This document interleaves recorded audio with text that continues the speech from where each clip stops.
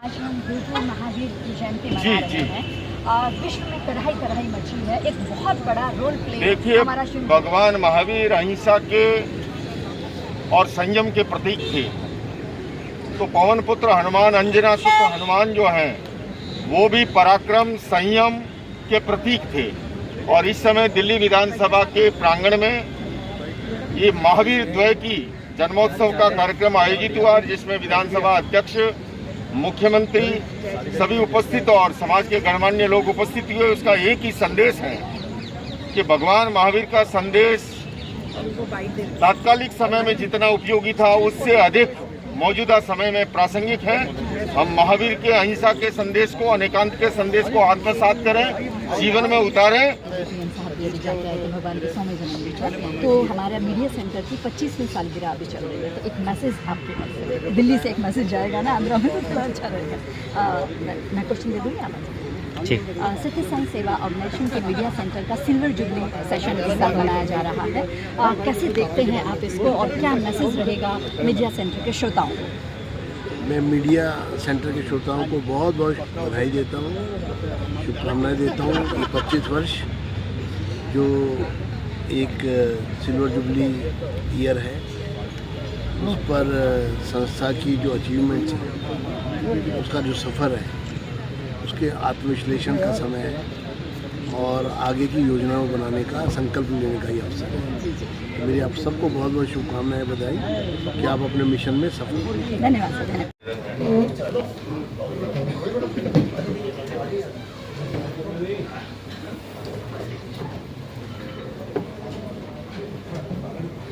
जैन धर्म के 24वें तीर्थंकर भगवान महावीर का जन्म कल्याणक दिवस दिल्ली विधानसभा के पवित्र प्रांगण में आयोजित हो रहा है। ये हम सब के लिए बहुत ही गौरव का विषय है और मैं इसके लिए दिल्ली विधानसभा के अध्यक्ष भाई विजेंद्र गुप्ता जी को, संपूर्ण जैन समाज की ओर से, आध्यात्मिक जगत की ओर से बहुत बहुत साधुवाद। समारोह में सानिध्य प्रदान कर रहे मेरे परम आत्मीय, परम सम्माननीय परंपराचार्य प्रज्ञ सागर मुनि जी महाराज और जैन धर्म के विभिन्न संस्थाओं के पदाधिकारीगण, गणमान्य नागरिकगण, उपस्थित बंधु और बहनों, इस बार भगवान महावीर का ये जन्म कल्याणक महोत्सव का जो कार्यक्रम है, वो ऐसे समय में आयोजित हो रहा है जिस समय आकाश में मिसाइलें दागी जा रही है, ड्रोन से अटैक हो रहे हैं, अनगिनत निरपराध मासूम लोग उसके शिकार हो रहे हैं और ये व्यापारी वर्ग जानता है पूरे विश्व की इकोनॉमी प्रभावित हो रही है।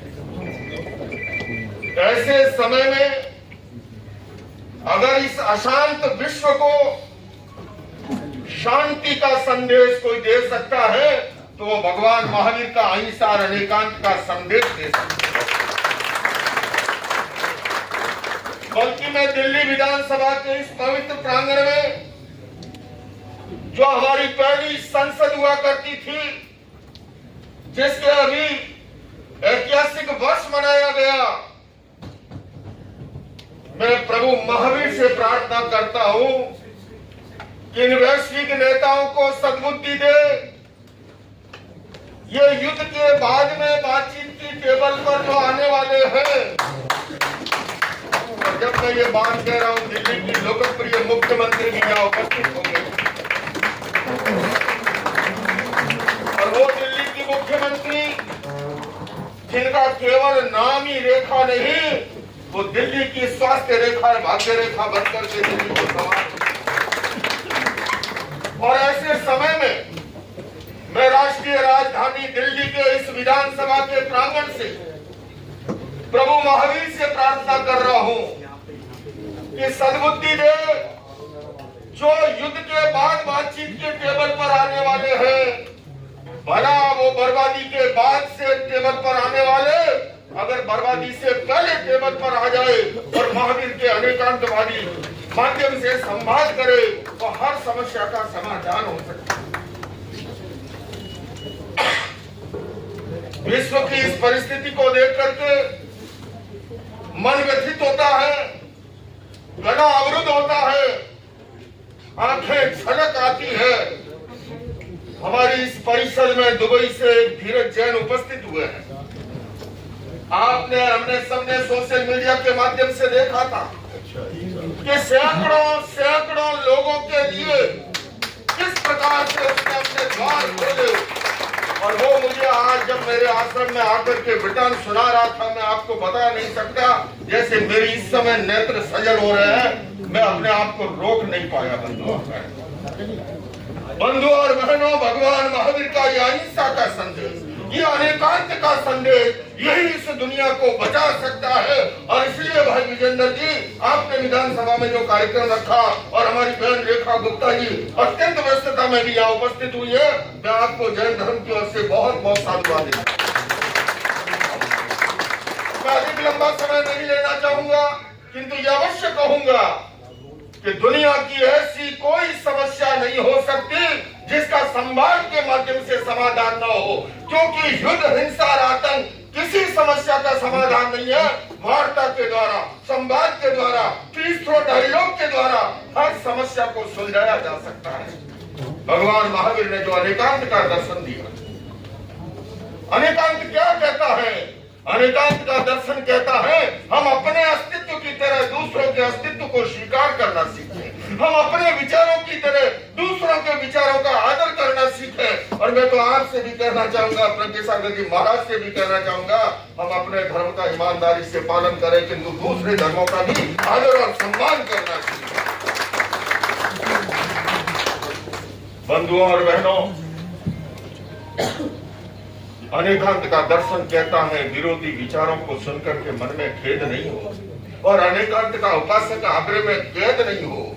मानव में मतभेद स्वाभाविक है, किंतु मतभेद होने पर भी मन का भेद नहीं हो। आइए आज के दिन हम संकल्प करें, हम मतभेदों को भुला करके इस महावीर के दर्शन को मैं याद करना चाहूंगा। महान श्वेतांबर आचार्य जिनदत्त सूरी जी को, दादा गुरुदेव को, उन्होंने कहा था अनन्न देश जाया, अनन्न आरवढ़िया शरीरा, जिन शासन मनुआ पत्ता सब्बे ते बंधवा भरिया।